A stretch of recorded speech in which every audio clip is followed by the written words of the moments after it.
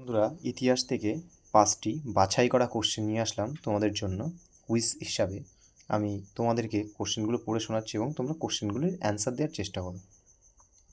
প্রথম কোশ্চেনটি হলো, ভারতের প্রাচীনতম সভ্যতার নাম কি? আমি 5 সেকেন্ড করে সময় দিচ্ছি।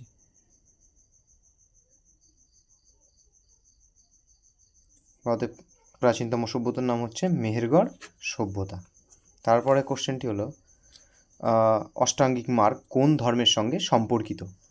হিন্দু, ইসলাম, জৈন, বৌদ্ধ।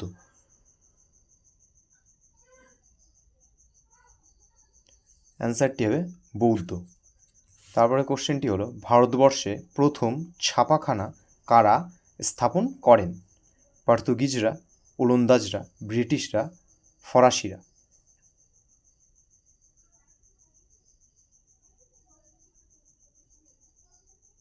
পর্তুগিজরা। তারপরে কোশ্চেনটি হলো, আজীবক ধর্মের প্রবক্তা কে ছিলেন? গৌতম বুদ্ধ, চৈতন্য মহাপ্রভু, গোপাল, মহাবীর। অ্যান্সারটি হবে গোপাল। তারপরে কোশ্চেনটি, বৌদ্ধ ধর্মগ্রন্থ ত্রিপিটক কোন ভাষায় লেখা?